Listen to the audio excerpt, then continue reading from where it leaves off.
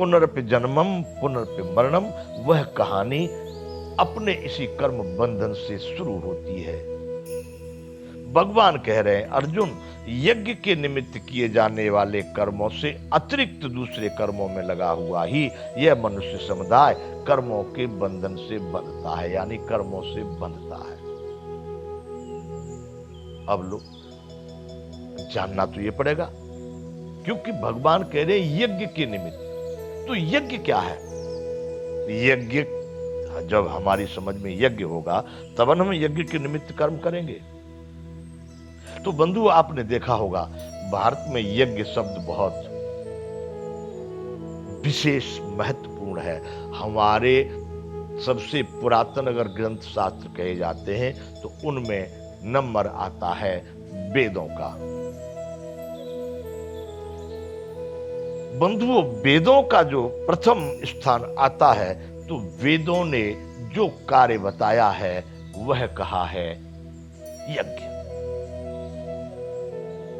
यज्ञ यूं तो सभी ग्रंथों ने, शास्त्रों ने यज्ञ का निरूपण किया, यज्ञ का विवरण दिया, यज्ञ करना चाहिए।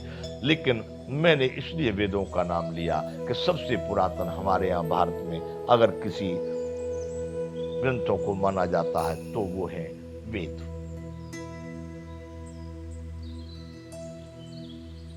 तो वेदों ने यज्ञ अब यज्ञ क्या है, कैसे जाने हम? स्पष्ट रूप से इसका हम अनुमान नहीं लगा पाते।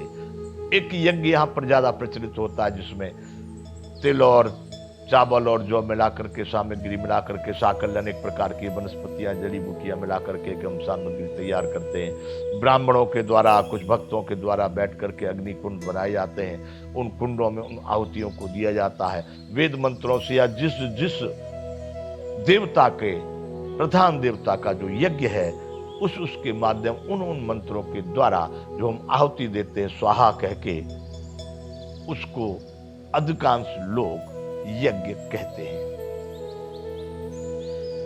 सीधी भाषा में अगर जानना चाहेंगे तो लगभग भारत में अधिकांश लोग केवल यज्ञ के अर्थ स्वरूप उसी यज्ञ को समझेंगे कि वह यज्ञ है। लेकिन बंधु, मैं आपको यहां पर स्पष्ट कर दूं कि केवल वो एक द्रव्य यज्ञ हो गया, साकल्य यज्ञ हो गया, उतना ही यज्ञ नहीं है। यहां गीता में भी भगवान ने, आगे आएंगे चौथे श्लोक में, चौथे अध्याय में भी कहा, यज्ञों का भी अलग अलग बताया है। ये एक द्रव्य यज्ञ हो गया, जप यज्ञ है, तप यज्ञ है, ज्ञान यज्ञ है, अनेक प्रकार के श्रम यज्ञ, अनेक प्रकार के यज्ञ वेदों की और शास्त्रों की भाषा में बताए गए हैं। बंधुओं, उन यज्ञों को हम यज्ञ कहते हैं। लेकिन यहां भगवान कह रहे हैं कि यज्ञार्थात कर्मणो अन्यत्र लोकोयम कर्म बंधन। यज्ञ के निमित्त किए जाने वाले कर्मों से अतिरिक्त कर्मों को करने वाला व्यक्ति कर्म बंधन से बंध जाता है, कर्मों में बंध जाता है। तो यज्ञ क्या? मेरा अपना विचार बंधु, जो मैं आज तक अपने जीवन में क्रियाकलाप, कर्म या जो अनुभव मैंने किए हैं, मुझे जो अनुभव होता है यज्ञ के विषय में, मैं कहता हूं प्रकृति और प्राणी यानी संपूर्ण संसार में जो परहित के लिए जो भी कोई कर्म किया जा रहा है, परोपकार के लिए किया जाने वाला प्रत्येक कर्म यज्ञ है। भगवान यहां कहते हैं कि यज्ञ के निमित्त किए हुए कर्मों के अतिरिक्त जो परोपकार के लिए कर्म किया गया उसमें फल की इच्छा नहीं होती। हमने तो कर दिया, अब उसमें से हमको कुछ मिलेगा और लोग प्रशंसा करेंगे, कुछ धन मिलेगा, कुछ, बिल्कुल नहीं, क्योंकि परहित सरस धर्म नहीं भाई। तो परोपकार के लिए किए जाने वाला प्रत्येक कर्म मेरे विचार से यज्ञ है। और बंधुओं, परोपकार में मैं तो अधिकांशतः मैंने जो अपना चिंतन किया है, इसलिए मैंने नाम दिया है प्रकृति और प्राणी में सबसे पहले, और इसी दो विभाग में संपूर्ण ब्रह्मांड आ जाता है। प्रकृति और प्राणी के लिए एक परोपकार का विधान लेकर के जो भी कर्म व्यक्ति कर रहा है वह सभी यज्ञ है। भगवान ने यहां कहा कि यज्ञ के निमित्त किए जाने वाले कर्मों के अतिरिक्त जो भी कर्म करता है उससे वह कर्मों में बंध जाता है। इसलिए अर्जुन, तू आसक्ति से रहित होकर उस यज्ञ के निमित्त ही भली बात कर्म कर। आसक्ति से मतलब उसमें कोई लगाव नहीं, कोई रिटर्न, कोई पीछे हमको इसका मिलेगा, हमने जो कर दिया उसका कुछ हमको फल तो मिलना चाहिए, नहीं, वहां कोई फल और परिणाम की इच्छा नहीं होती, केवल करना ही कर्तव्य है। परोपकाराय सताम विभूतया। तो बंधुओं, परोपकार के लिए किए जाने वाला प्रत्येक कर्म यज्ञ है। भगवान यहां कह रहे हैं कि अर्जुन, तू यज्ञ के निमित्त कर्म कर। तो बंधु, हम और आप सब, मैं पहले कह चुका हूं, यदि इसको पढ़ रहे हैं, केवल अर्जुन के लिए ही नहीं है, ये हमारे और आपके लिए भी है। अर्जुन को भगवान ने वहां गीता का ये ज्ञान सिखाया। मैंने अपनी भाषा में शुरुआत प्रथम इस पाठ को शुरू करने से पहले कहा है, अर्जुन बहाने कृष्ण जो, गाते न गीता सार को, कल के कुचाली जीव सब, भव सिंधु करता पार को। मेरा अपना विचार है कि भगवान ने संसार के कल्याण के लिए कि अधिकांश लोग अगर मार्ग चाहते हैं तो इसको पढ़ करके, इसका आचरण करके पार हो सकते हैं, ऐसा विचार से इसको वहां प्रसारित किया, अर्जुन के बहाने वहां पर इसको गाया। तो बंधुओं,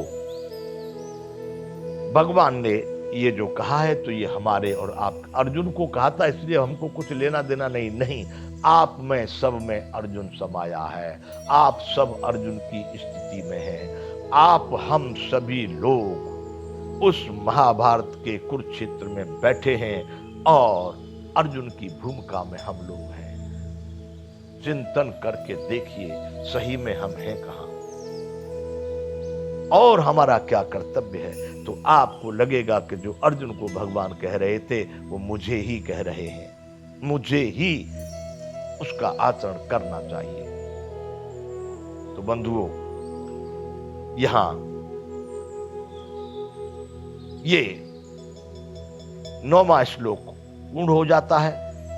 अब गीता का 3 अध्याय का 10वां श्लोक है। बंधुओं, यहां से भगवान ने बड़ी समझने के लिए है, उच्च कोटि की बातें बताई। ये तो हर श्लोक, हर शब्द उच्च कोटि का है। इस श्लोक में 10वें श्लोक में भगवान कह रहे हैं कि सह यज्ञाः प्रजाः सृष्ट्वा पुरोवाच प्रजापति अनेन प्रविष्ट ध्वमेश वोस्तुष्टिका मधुक। अब भगवान अर्जुन से कह रहे हैं कि अर्जुन, ये यज्ञ की बात जो आ गई कि यज्ञ के निमित्त करने वाले कर्मों के अतिरिक्त अब यज्ञ का क्या महत्व है, वो भगवान यहां पर अर्जुन को बताना चाह रहे हैं कि यज्ञ के साथ में ही प्रजापति ब्रह्मा ने कल्प के आदि में यज्ञ सहित प्रजाओं को रचकर उनसे कहा कि तुम लोग इस यज्ञ के द्वारा वृद्धि को प्राप्त हो, इस यज्ञ से वृद्धि यानी उन्नति को प्राप्त हो, और यह यज्ञ तुम लोगों को इच्छित भोग देने वाला होवे। यज्ञ शिष्टा, यह सह यज्ञ है प्रजा सृष्टा, पुरोवाच प्रजापति। कल्प के आदि में प्रजापति ब्रह्मा ने यज्ञों के सहित ही प्रजाओं की रचना की। जो भी प्रजा, जो भी भूत प्राणी इस सृष्टि में है, इस संसार में है, तो भगवान अर्जुन से कह रहे हैं कि अर्जुन, उन सब की रचना यज्ञों के साथ हुई है और उनको यहां पर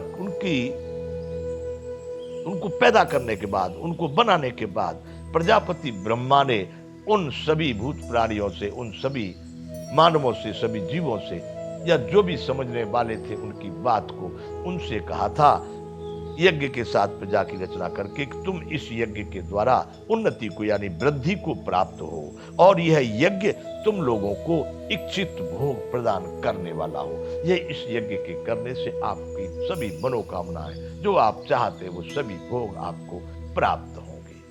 बंधुओं यहां पर विराम करेंगे, आगे इसका कार्यक्रम चालू रहेगा। जय विश्व बंधु।